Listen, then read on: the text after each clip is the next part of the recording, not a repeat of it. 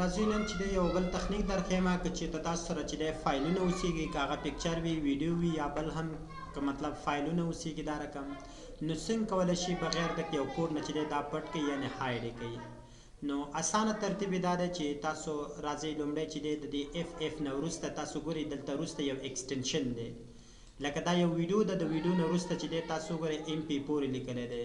لکه دلته وګورئ DOCX لیکلی دی یا تاسو هر فایل چې وي تاسو غواړئ چې د یو نور کسان نه پټ کړي هغې ته به ښکاري ولې کار به ورته نه کوي. نو دا رقم څنګه کولی شو چې دی نه یو څه پټ کړو. که چېرته تاسو سره دغه ایکسټنشن نه ښکارېږي لکه BMP MP4 دا نه ښکارېږي نو دا به څنګه خلاصوئ تاسو به څنګه شو کوئ کنټرول پینل ته لاړ شئ د کنټرول پینل نه پس به بیا تاسو چې دی فولډر اپشن ته لاړ شئ فولډر اپشن نه پس بیا ویو ته لاړ شئ په ویو کې به تاسو دلته وګورئ دې ځای کې لیکلي دی هایډ ایکسټنشن فار نون فایل ټایپس دې ته که چک نو چک ترې نه لرې کوي ګورئ که چک ورته واچوم دا اپلای کړم تاسو وګورئ هغې ځای کې هغه پټ شولو ګورئ دلته نشته دی نو راشئ د دې ته چک لرې کوي او دا چې دی اپلای اوکې کوي ګورئ هغه ورسره پیدا شولو.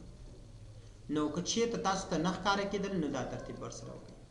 اوس راځم دا تصویر دی زه وایم چې دا باید څوک ونه ګوري نو په دې باندې به کلیک وکړئ او را به شي داسې رینیم ته به لاړ شئ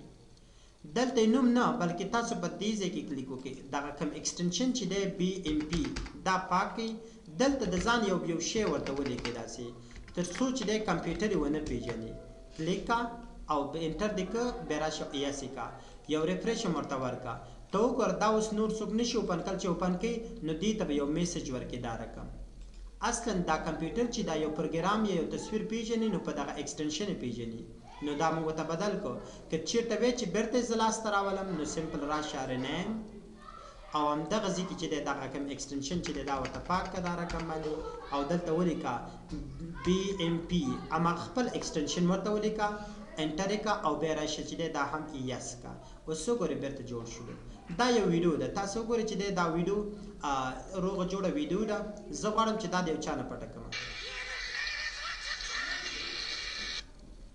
نو دا چې اوس تاسو غواړئ پټه کړئ ته وایئ چې یو څوک یې ونه ګوري نو همدا ترتیب ورسره کوئ رینیم ته لاړ شئ MP4 MP3 همداسې نور ایکسټنشن هم شته دی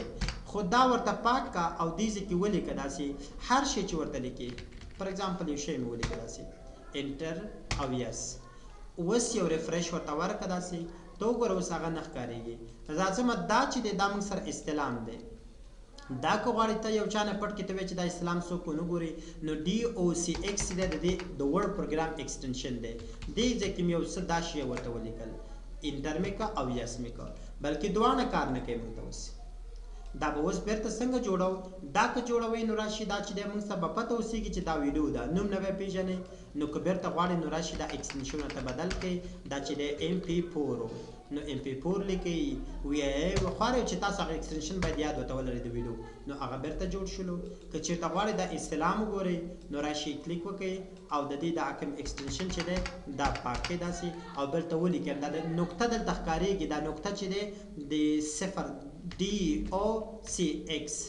دا چې د ورډ پروګرام ایکسټنشن دی انټر یې کوئ او انټر یې کوئ ګورئ جوړ شولو نو تاسو سره چې دی دغه ځای کې یو نقطه غونډه کې معلومیږي نو تاسو ګورئ دې نقطې ته دا هر یو پروګرام لکه ګورئ دلته چې دی د دې نوم لیکل شي د نوم نه وروسته دا ایکسټنشن او د نوم ترمنځ یو نقطه وړوکې شته دی نو دې ته متوجه اوسېږئ نو چې دا نقطه باید پاکه نه شي درته نو په دې رقم تاسو کولی شئ دا چینج کړئ